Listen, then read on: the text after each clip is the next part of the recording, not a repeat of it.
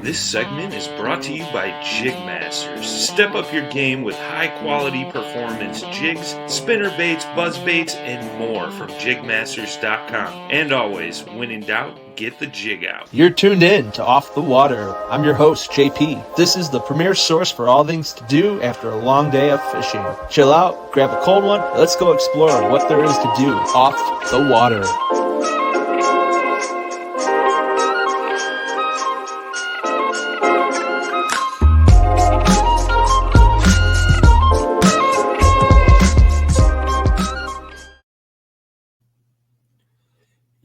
Yo, what is up, world? Welcome back to Off the Water. I'm your host, JP. And today, your special guest is going to be me, JP. We're going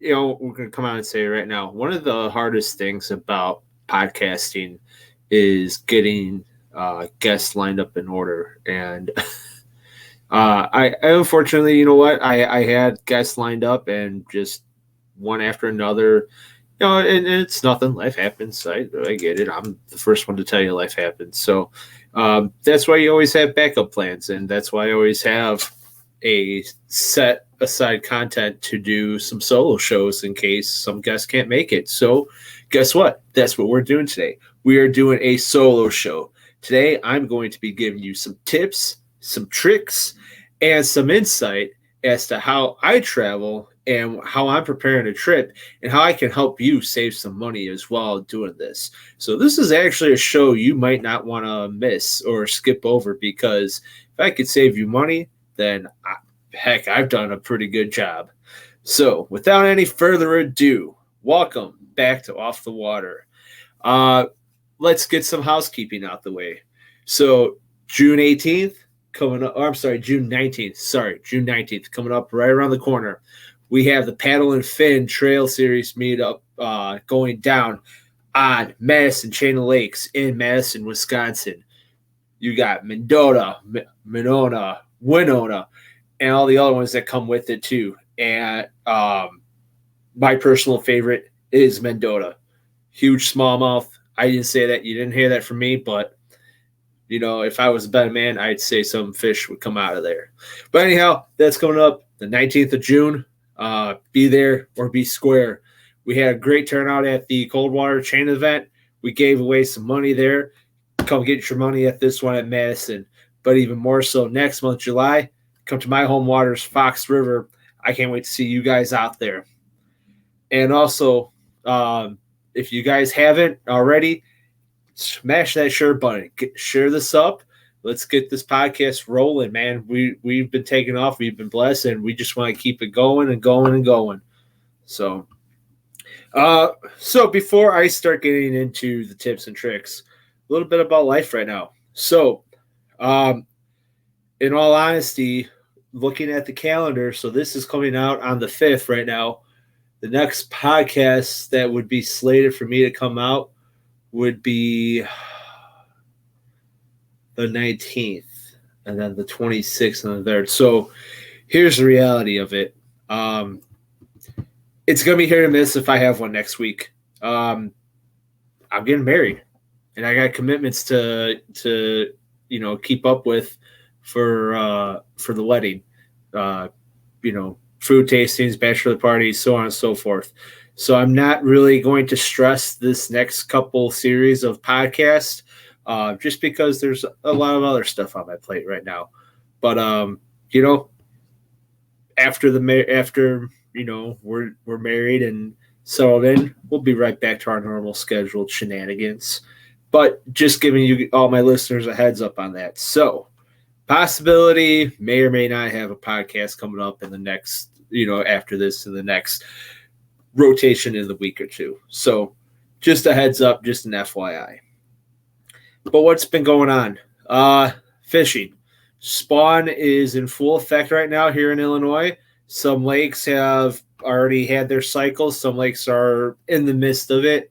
I've been out since the last podcast. I've been out 3 times. Two of the 3, I've, nothing. Struck out. the last time I was out, I got a few smallmouth. Nothing to take home, but the fish are doing what they're doing. Here in Illinois, our fishery is so, what's the word I'm looking for? It's fragile. That's the word. It's fragile because we've had bad habits of proper not catching release, not keeping past keeping past or under the limits for decades, and it screwed the fishery up. Especially here in Northern Illinois where it's pretty populated. So for my own sake, I try not to mess too much around when the fish are spawning because I'd like to have later on in life when I have kids and grandchildren, a good fishery for them. So let the fish do their things. Been out mountain biking. This week alone, I put 30 miles in on the mountain bike. So been getting that working. And, I've been changing up the diet and a lot of other things that go with that. Just overall, both mentally and physically getting better. And two, on top of it, taking out other things in life that had been kind of weighing down. So a lot of change in a positive way going on here. But I will say we are still doing one sip. Everybody knows the rules. That's not going away. However, having a beer has turned me into more of a lightweight since I started dieting as well. So that's what's going on with me, guys. I mean, not that you guys care, but for those who do care, that's just a little insight. Busy as ever at work. It's summertime here in Chicago, on the west side of Chicago. So it's been very busy at work. I worked yesterday. We did 20-something runs, and I'm probably on like 3 hours of sleep right now. So it's all good, though. We're here. We're on this podcast. We're going to talk some cool stuff, and, this is what it's all about, man. So let's dive into it. All right. So traveling. How do I do my traveling plans, set up, and everything else? Well, let's talk first. What is the purpose of your travels? Are you going for business? Are you going for leisure? Are you going for, family fun? It all depends on what you're going for. So I'm going to break it down 2 ways, business and leisure. Now, in some of my circumstances, especially this last year, those two have intertwined with each other because I've been doing a lot with paddle and fin for the tournaments. So it's both been leisure and business, but let's break it down one by one. So the business side. If I am traveling for business, okay, depending on how far I have to go or how soon the deadlines have to be met, that will determine, and also where I'm going, that and what's going on. That will determine whether I'm going to book a flight or go on the road. Now, there's some stuff that I do with the fire department as well, where it is out of state. There's travel. There's things that had to go on. So, my first thing is if you are doing business, I would talk to your employer, or if you're self-employed, look at what discounts and benefits you can get through your employer. Number one, if they have it all set up for you, ready to go, awesome. But if you have to do it on your own, see if there's any partners that your business partners with to give their members any type of discount. So that starts with hotels, right? So if you're staying at a hotel, most hotels are within some sort of chain and they offer some kind of incentive to business stays, especially if you're going with multiple people. Now, that's the other thing too. If you can get multiple people on your business trip, that's going to break down the cost.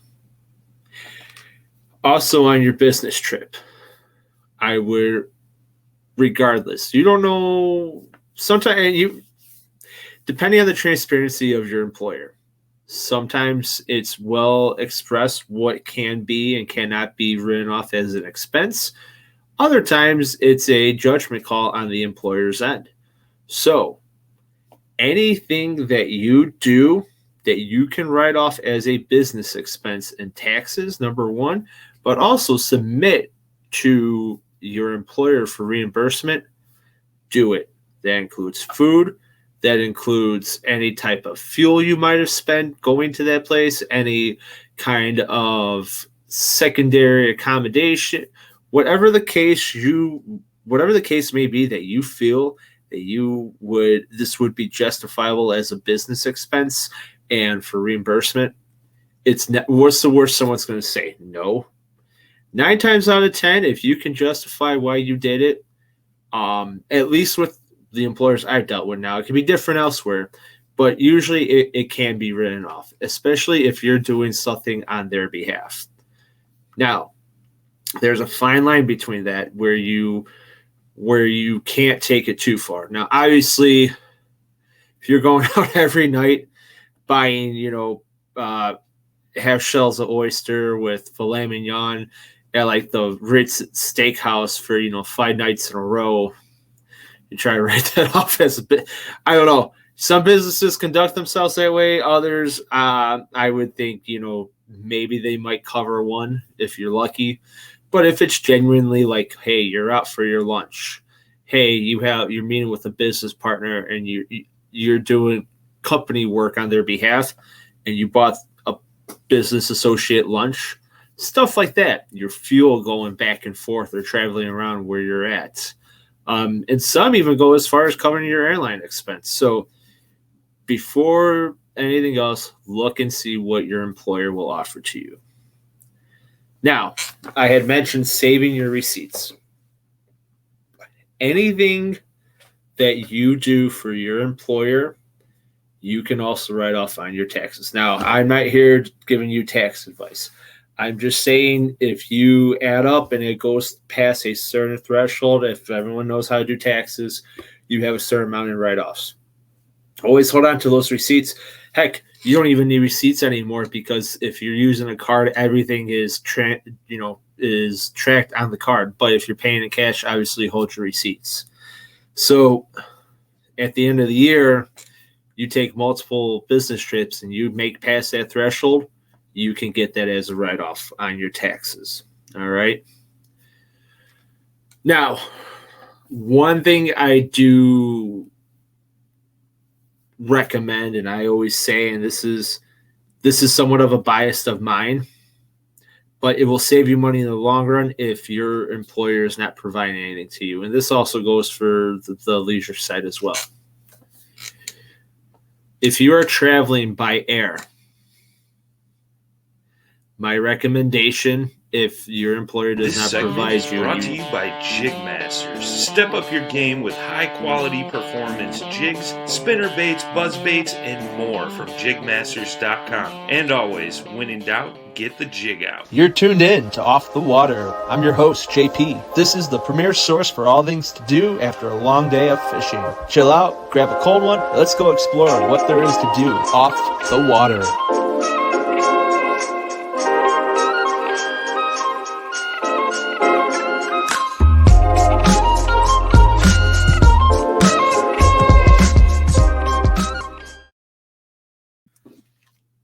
All right, so back to a little technical difficulty here. So I'm going to start this at 14 minutes. My recommendation is flying Southwest Airlines. Okay? Now, Southwest has some of the most reasonable prices that you can find about any airline. They have a lot of destinations. And there's no assigned seating. See, when you start picking assigned seating, when you're booking flights, first class, business, economy, so on and so forth, that's where your cost is going to incur because you're trying to select premium features. If there's no assigned seating and you're like the last to book and you're in like boarding class C, okay, fine. You sit in the back of a plane. I don't know. I've been doing it for years. And it doesn't bother me much. I mean, you can select your comfort and preference, but if you're trying to save some money, Southwest is the way to go. Now, also with Southwest, they offer, depending on certain days of the week, and I'm sure other companies do this as well, you can get free drinks on a certain day, your birthday, Southwest's birthday. So gotta look at those dates where they have, they call them perks. And those perks add up, especially if you're traveling and trying to save a dime here or there. Okay, so business aspect of it, right? This is you're meeting with, whoever. This is pure business in a typical business fashion, right? But now here at Paddle and Fin, we conduct business in a different manner because we're kayak fishermen, right? We fish. That's what we do. We fish, we make podcasts, and we are just a bunch of guys and gals who love to have fun. So now I'm going to give you an example of what happened for Dale Hollow in my mindset of a business aspect here. Okay. So half work, half play. I enjoy what I do. So it wasn't truly business, but in some aspects it is. Now going to Dale Hollow Lake, one, I already know I have kayaks. You can't put a kayak on a plane. And if you do, call me because I want to know how you're able to do it. What did TSA say to you what did you tell TSA that you were able to get that kayak on a plane? So I'll be waiting. You can message the Paddle and Fin Facebook Messenger, and I will personally give you my number, and we can talk on how you did it because I will be amazed if that ever happens. All right. So we are traveling by land for this, right? You have the kayaks, you have the camping gear, you have, just everything that you're going to need for a few days, if not a week, out on the water. Okay. So with that being said, I personally, depending on where I go, and where I go for the most part, it's a typical, you have your typical hitters at gas stations. This is my first bit of advice to you guys traveling on the road. Sign up for your fuel rewards programs. Okay? It may not seem like a lot at first. If you are military or first responder, there's some gas companies that give you a little bit more of a discount, right? So, for example, Speedway. Being a first responder, I get, 5 or 8 cents off a gallon of gas, which in the long run is huge. Okay? So, you figure 8 cents a gallon. You have, I'm just for the sake of math, we'll go with 20 gallons, right? That's $1.60. Typically $1.60. Okay, you say, well, you're saving $1.60. Yeah, fine. But $1.60 on 3 fill-ups, that's about $5. That's lunch covered then, once with that money you saved. So now that $5 that you just turned that money into your lunch, and you didn't have to go dig for somewhere else for lunch money. And if you're trying to do it on a budget, I mean, $5 nowadays is like the bare minimum for lunch. But at the same time, $5, you just put $5 towards the pot. Okay? Those work well. It will save you money, and it will create alternate options for you when you're making your purchasing decisions on the road. So get the fuel rewards cards from your gas stations. Number 1. Number 2, join, whether it's through your insurance, whether it's through a third party, start looking for roadside assistance clubs, AAA, Good Sam. There's so many places that recognize here to give you a discount on the road if you are traveling. Plus, they offer roadside service if anything were to happen to you.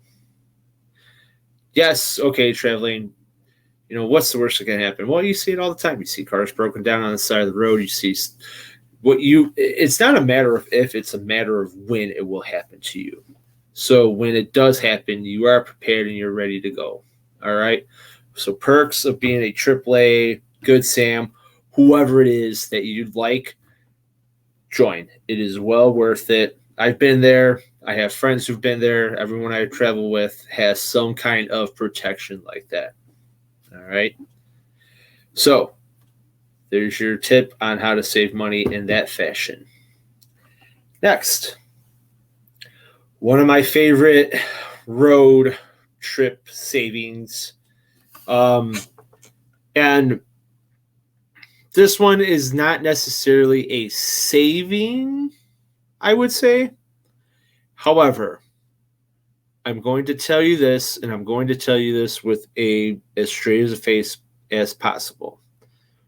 Now, I know we're talking about saving money, right? You have to spend some money in order to save a lot of money. Let me repeat that. You have to spend some money in order to save some money. Well, Jason, how does that make sense? Well, it's like this. You have a bunch of clothes that you're going to bring on your trip, right? Whether it's on the road or on a plane. And we'll use it for both instances here, right? Now, when we do paddle and fin meetups and when we're doing business and everything, there's certain things that I have to bring that I have to make sure are protected. Invest in protection for your merchandise. I will say that till I'm blue in the face. You can spend all this money on gear, on clothes. It just doesn't have to be like clothes for going out or whatever. We all have GoPros. We have depth finders. We have electronics. There's so many different things that can possibly break. One of our sponsors for this trail series is Pelican. All right. We have, we all use our brands. Some like Yeti, some like, what's that other one? Arctic. Some like Plano. Whatever the case is, make sure you have weatherproof protection for your goods. On a plane, on the road, wherever. You need to protect your investments.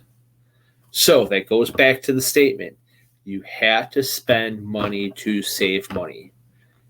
In the long run, I know the shock value. Oh my God, it's $300 for a waterproof bag, or oh my God, it's $50 for a container that looks like a plastic container, or you name it. I get it. I've been there. I cheaped out before, but I've learned my lesson. If you buy cheap protection, you're going to get cheap results. You're going to get things that last for about a minute and then deteriorate. And it is what it is. That's what it, I mean.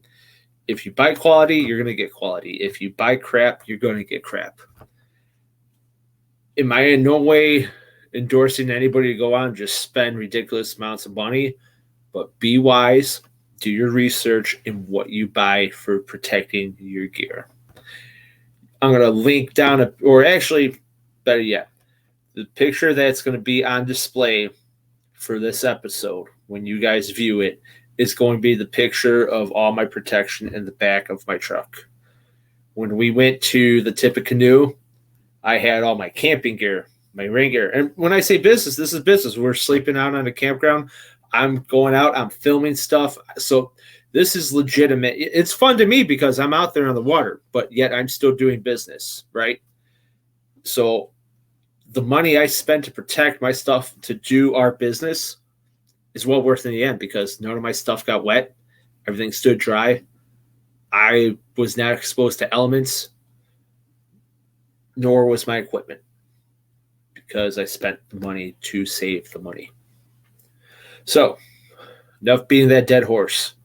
Invest. All right. Now, I think we covered the business aspect of things, at least from a paddle and fin point of view. And guys, if you're listening to this and you're on YouTube or later on, you listen to this later on down the line, shoot me a message. Throw some comments down. What else do you guys do? I mean, this is, like I said, this is my personal of what I do. I want to hear some of your guys' stuff. So if you got some stuff to throw out there for the world to hear, let's hear it. Now, let's move it over to leisure, because everybody likes leisure. So when I talk leisure, I'm talking about I can do whatever the hell I want, right? I can go fishing one day and then go, I don't know, the national parks the next day, right? I don't have anything tying me down. Not even, and you know what? We'll talk about that too, because it kind of ties in with each other.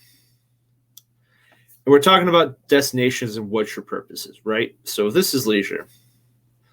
Now, I know some of my listeners, competitive kayak bass fishing is how they make their livelihood. That's their business. You can take it both ways. Some people fish leisurely in tournaments. Some people fish because that's how they make their living. I get it. Both ways. So we're going to leave that in the neutral zone, right?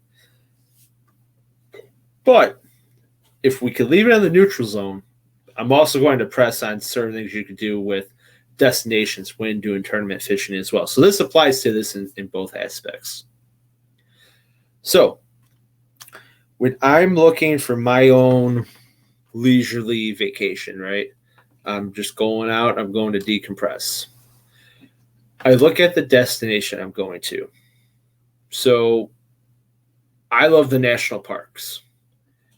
I try to find destinations that have national parks, but it doesn't always work because they're spread out. I also try to find fishing destinations, but also too, I don't want to burn myself out fishing as well. And is that a real thing? Yeah. Burnout's real in everything you do. Even in travel, burnout's real. Sometimes you just don't want to go places. It's life. Burnout happens. Do you want to get to the point of burnout? Well, I mean, if you're doing a lot, it eventually will happen, no matter what you're doing. However, that's where I kind of learned to balance and put business and fishing together versus leisure. When I'm on a leisurely trip, I'll be honest with you guys, I tend not to think about fishing. I'll kayak, but I really don't want to go fishing because I have a competitive fishing state of mind. If I'm trying to decompress, I don't need to be competitive. Okay. So leisurely for me is like when I went to Traverse City with me and Olivia. We went over April, right? So we're going to break this leisurely trip down. You're going to hear about the trip and you're going to hear how we broke this trip leisurely down, right? Okay. And I'm going to save you some money too. All right. So it is March. It's the end of March.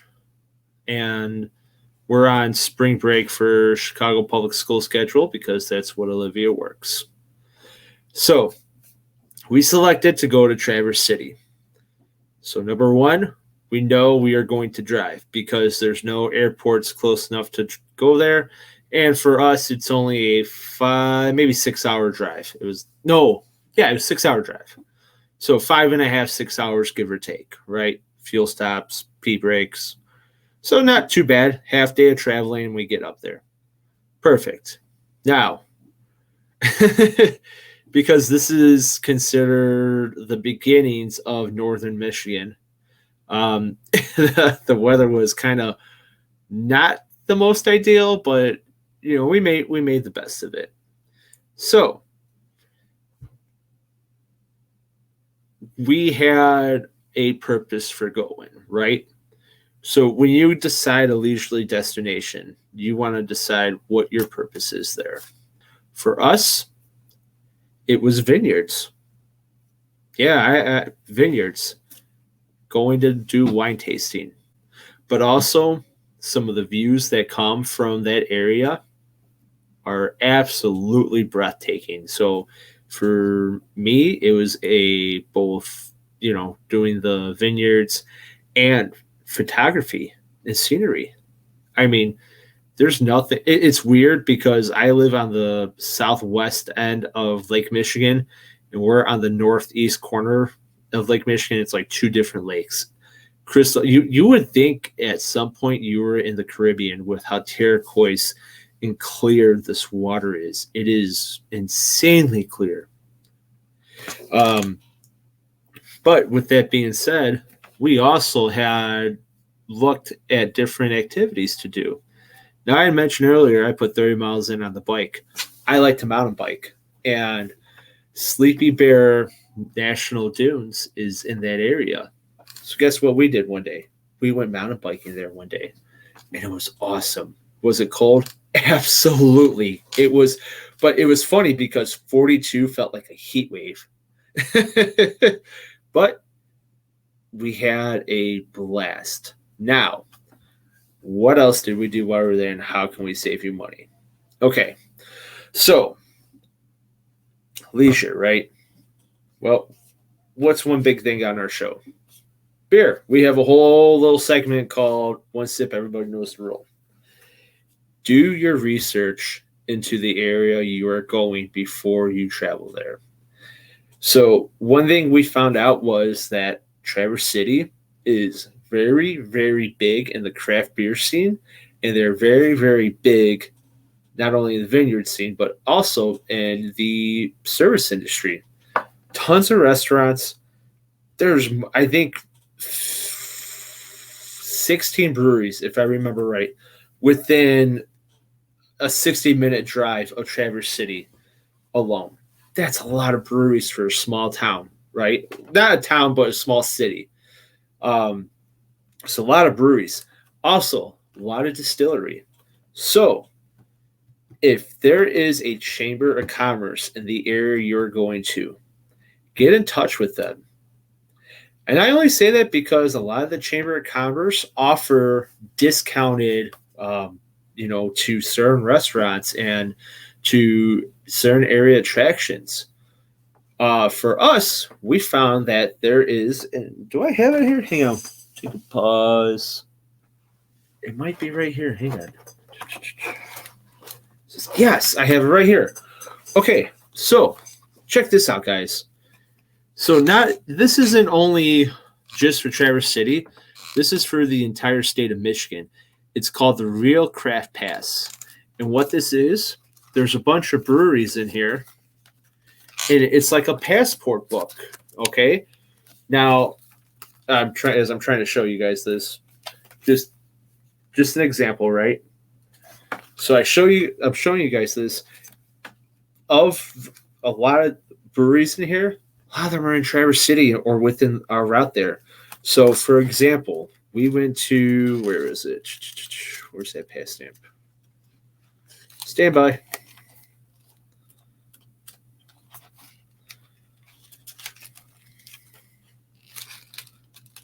Okay, right here.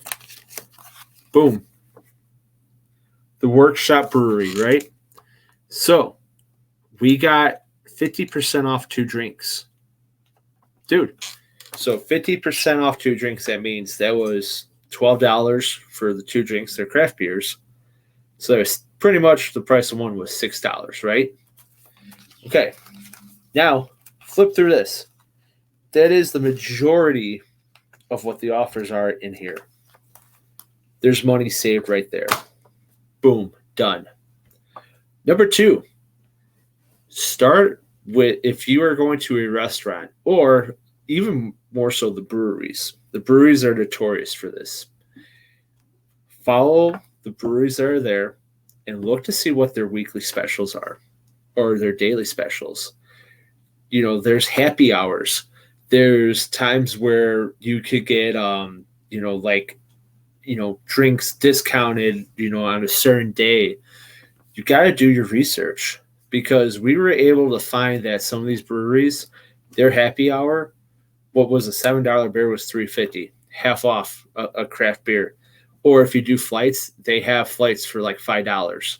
I mean, you get to try all the beers that are there. Next, Google is your friend, okay?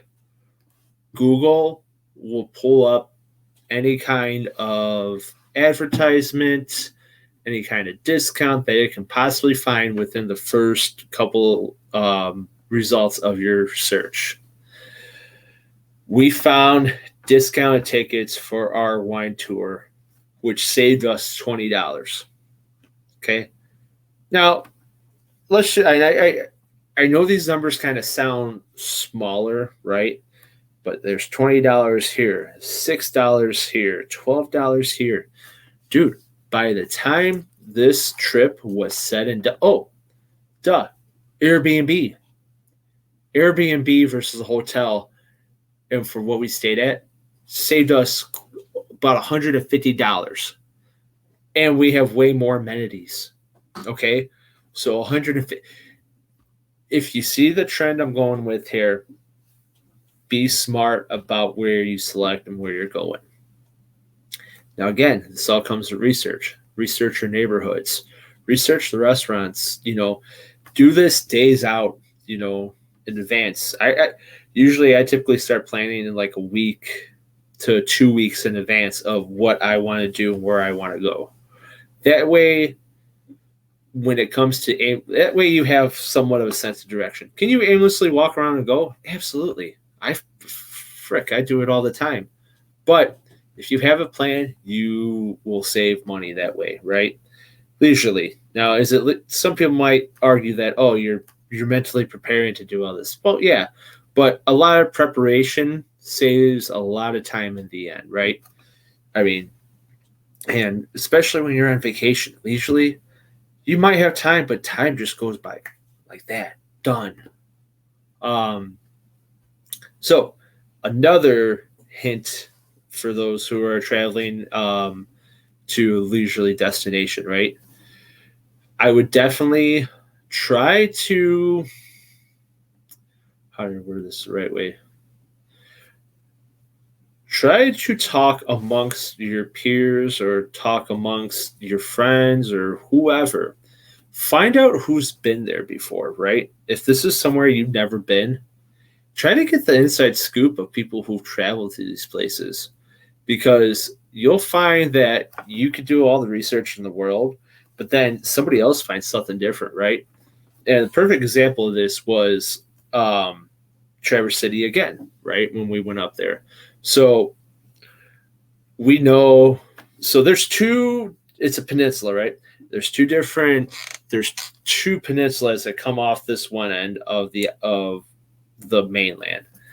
And one's called the Old Mission Peninsula, and the other one is called I'm going to butcher this name. Leelanau. It's the Leelanau Peninsula. Two different set of vineyard tastings over there. Two different sets of scenery. And this is what I mean when you're pressed for time. We had 5 days, but we were doing so much that we could only pick one or the other to do a vineyard tasting with. And so we wound up doing it with the Old Mission, but now we know to go back to Leelanau to do the other one the next time. And we had recommendations from both ends. It was kind of a crapshoot to pick one. But knowing that that's still there when we go back, we're definitely going to check that out the next time. So definitely consult those who've been there and get the opinion of both places, right? Or get the opinions of others about certain things that are there that you may not know about or may not come across in your research. All right. So enough about the Traverse City trip, right? Pretty much when it all came down to it, we're going to sum it up. We said, I think the last numbers I crunched, we saved somewhere around $340 by Airbnb, by doing our research, by looking at who's having discounts on so on and so forth, right? We're very conservative. I like saving money, and I like kind of having a plan. On the other hand, my fiance, she likes going, just kind of going off doing her own thing. We'll go with the flow and go wherever. So that's all there. But there's three things that are going to make your trip successful. That's preparation. That includes doing your homework, researching the area you're going to.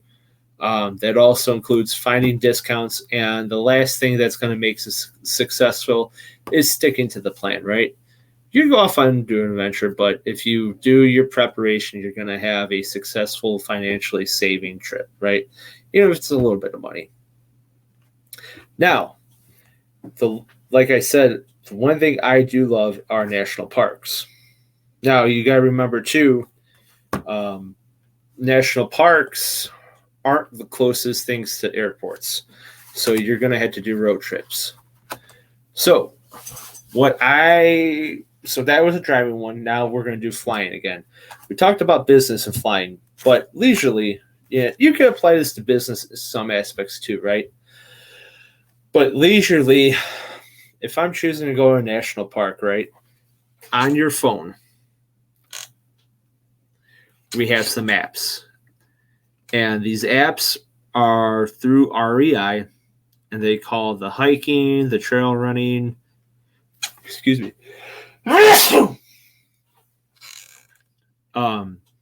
But they provide a list of all the national parks.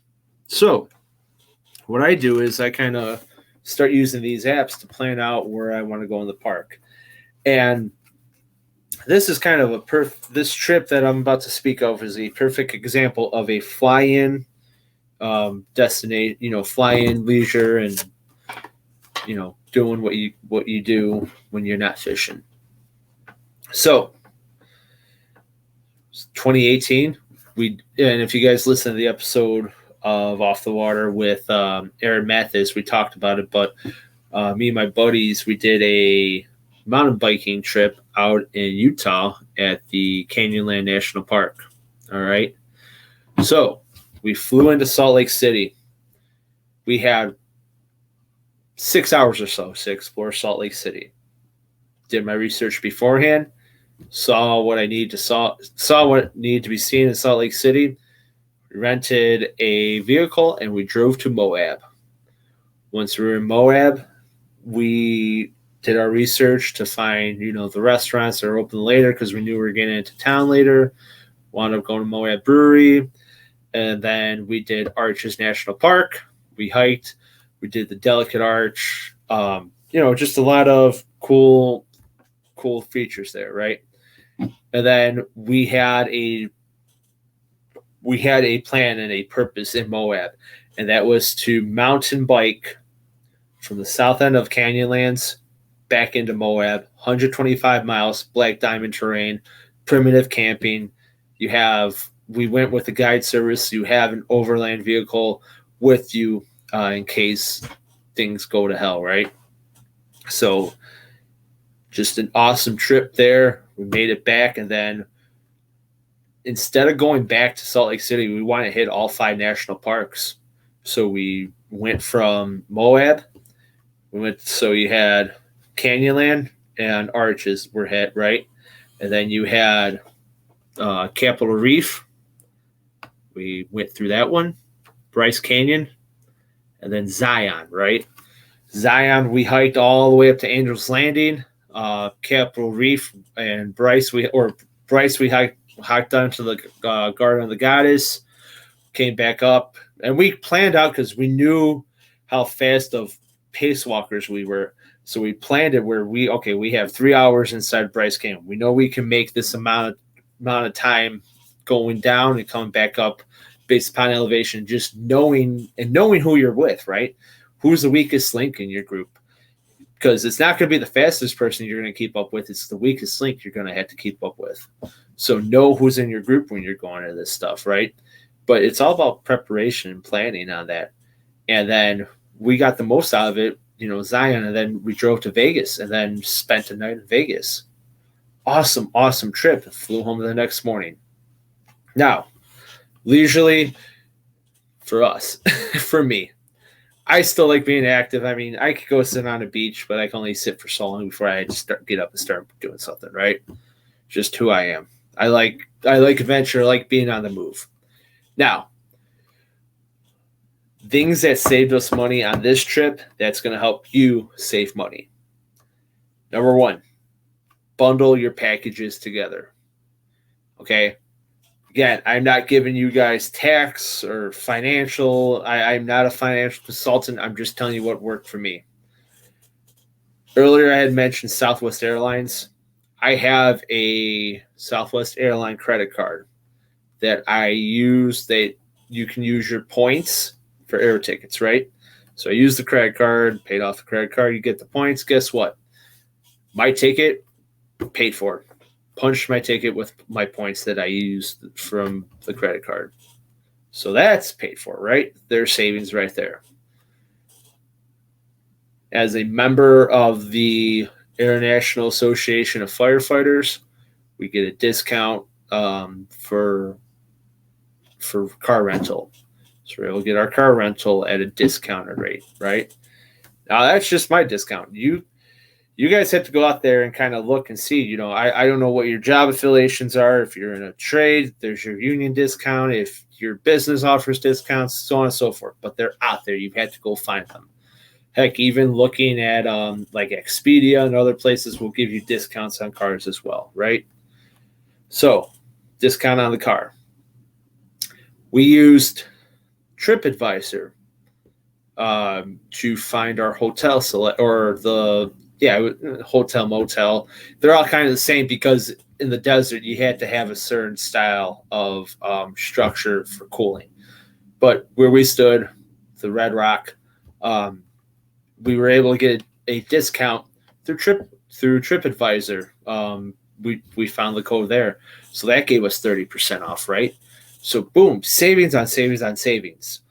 Now, how we found room tours, we had to do our research, but the more people we brought on, the less it became. We filled 6 slots, so that saved us money in the long run right there. Also, time and money saved by having a guide with you. Absolutely. If you're in the middle of the desert and you don't know where the fuck you're going, get a guide. All right. Best thing we could have done. So again, fuel discounts. I have, like I said, 3 different fuel line discounts. Saved us some money there. Saved us money when we're booking on the road, and then if you have like a hotel chain that has discounts, so I had IHG, be able to get a discount at IHG for the hotel in Las Vegas, right? And what's the best part about being in Vegas? You win money. Came back on top. Southwest Airlines. So I'm not endorsing or promoting the use of gambling on this podcast, but man, if you call sevens on roulette, reds and sevens, 120, you walk away with your trip paid. That's what happened here. So, just saying. Had a cool hand right there. So anyhow, so that trip was paid in its entirety. Thank you, Las Vegas. But again, little breaks in between add up. Okay. So the moral of this story, I hope you guys can take some stuff away. Preparation. Do your research. Join these rewards, okay? Because the more you do it, the more it pays for itself over time, okay? And last but not least, know your purpose and what you're going for. That will absolutely help you save money in the long run, all right? So a little bit about my brain and how I work when I'm doing my trip planning off the water.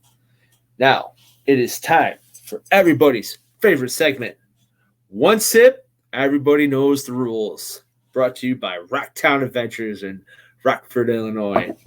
Now, today's beer we have is quite awesome. It is called Quiet Contemplation. And it is by a local brewery here called Black Horizon. Shout out to Black Horizon. Shout out to Derek at Black Horizon. All right, this is going to be awesome. They are a brewery that's about, I don't know, 10, 15 minutes away from my house. I love their logo. And you know what? They opened later, so I never really had the chance to go there till last week or 2 weeks ago, sorry. And every beer I've had from there, I had love. So this one, for one sip, everybody knows the rule, quiet contemplation. Let's crack her open.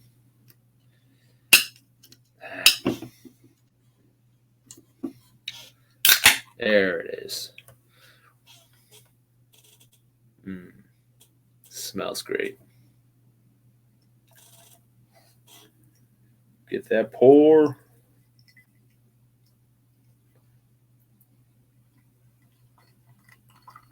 I could smell so there's cocoa, there's coffee. Let me read this off to you. Stout brewed with cold brew coffee, cinnamon, vanilla, and lactose. It smells just as good as what it's probably going to taste. So, here we go. One sip. Everybody knows the rules. Rocktown Adventures, Rockford, Illinois.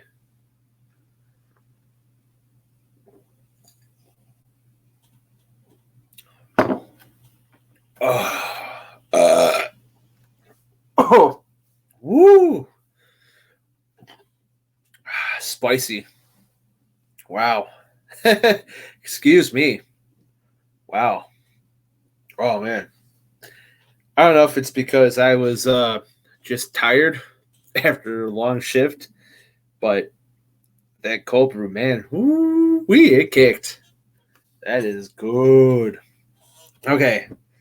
Coffee, for sure. Cinnamon, yeah, that spicy that made me kind of go, wow, that's there. Vanilla, yeah, afterwards, it's on the back end. Well, the lactose, you can't really taste lactose. That's what's helping keep the balance through it. I need another sip of this.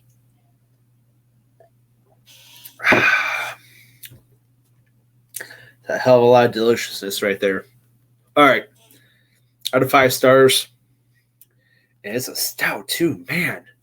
I'm not super crazy about stouts. That's Olivia's thing. So I will say this is definitely a 4 out of 5 all day.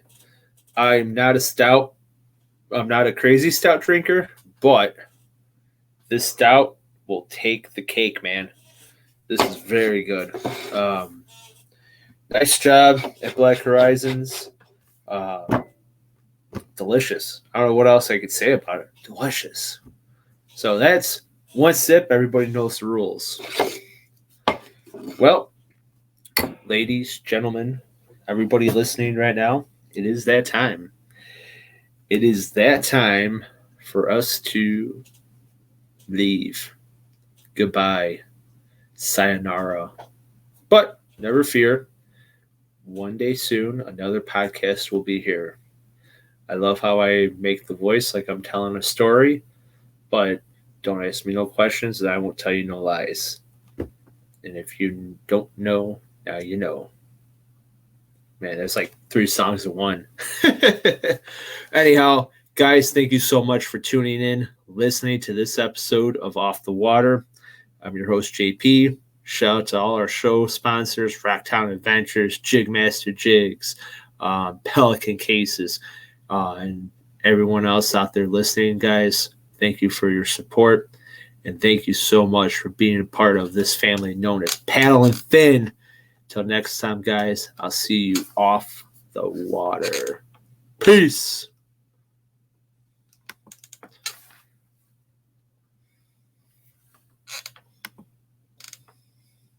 Thanks for tuning in to another killer episode on Paddle and Fin. Don't forget to go check out our website at paddle_and_fin.com. Don't forget to check out the YouTube channel at Paddle and Fin. If you got a question, comment, want to hear from a future guest on a future episode, feel free to email us at paddle_and_fin@gmail.com. Don't forget to follow us on social media at Paddle and Fin on Facebook and Instagram. Shout out to our show supporters, Angler. The Angler button and app just makes for a better time on the water. and creates a virtual logbook for every fishing outing out on the water. Shout out to Rocktown Adventures, located in Northern Illinois, for all your kayaking, camping, and hiking needs. Shout out to Jig Masters Jigs. When in doubt, get the jig out. Go to jigmasters.com